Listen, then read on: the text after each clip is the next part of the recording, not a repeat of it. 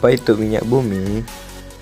Minyak bumi juga disebut minyak mentah atau petroleum, sering dijuluki sebagai emas hitam, adalah cairan kental berwarna coklat, pekat atau gelap, atau kehijauan yang mudah terbakar yang berada di lapisan atas dari beberapa area di kerak bumi.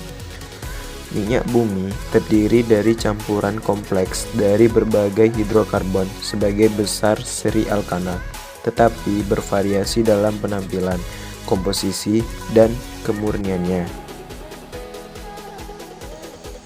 Bagaimanakah pembentukan minyak bumi?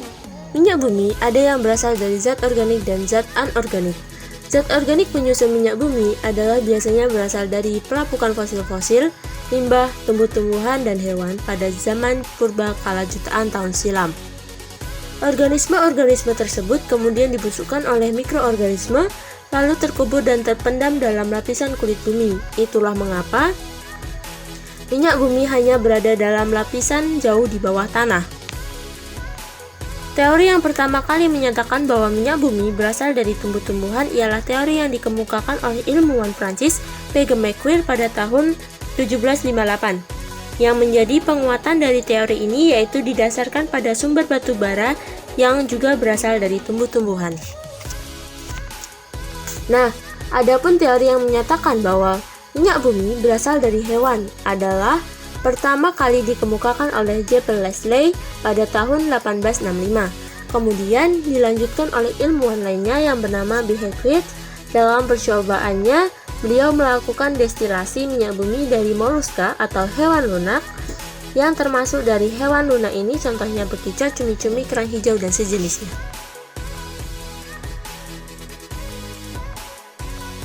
Fungsi minyak bumi sebagai bahan baku industri, bahan bakar kendaraan, bahan pembuat perabotan rumah tangga, hingga sebagai bahan produk kecantikan dan kesehatan.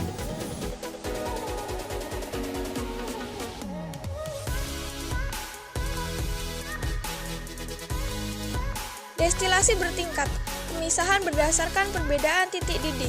Fraksi pertama LPG, fraksi kedua nafta, fraksi ketiga kerosin dan aftur, fraksi keempat solar, fraksi kelima residu.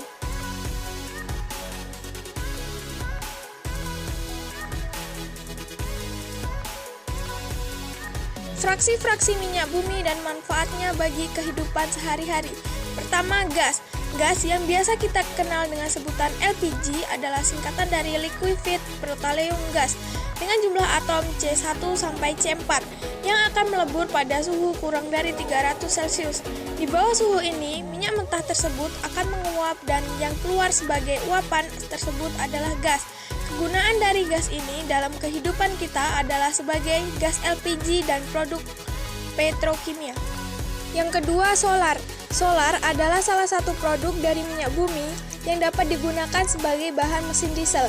Solar biasanya berbentuk cairan dengan titik lebur 250 sampai 400 Celcius dengan jumlah atom lebih dari C12.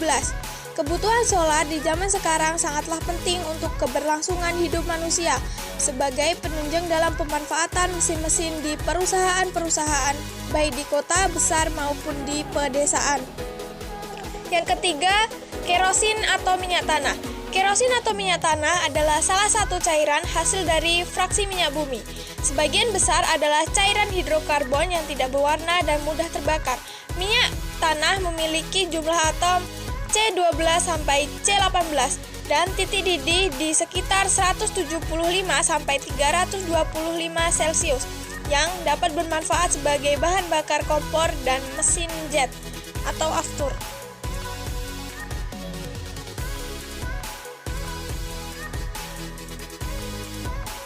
Fraksi-fraksi minyak bumi dan manfaatnya bagi kehidupan sehari-hari. 1. Bensin. Bensin merupakan fraksi distilat yang terpenting sebab paling banyak dipergunakan untuk menggerakkan mesin-mesin motor atau mobil. Suatu bensin harus mempunyai mutu bakar yang baik agar mesin dapat beroperasi optimum, efisien, dan sebab dari pembakaran yang tidak sempurna. 2. Pelumas. Selain digunakan untuk pelumas, fraksi ini digunakan untuk pembuatan semen dan kosmetik. 3. Residu. Salah satu produk terkenal dari fraksi ini adalah aspal yang dipergunakan untuk pengeras jalan. Titik kegunaan lain dari fraksi ini antara lain untuk kain lantai, atap, dan cat pelindung. Berikut adalah video proses pembuatan minyak bumi.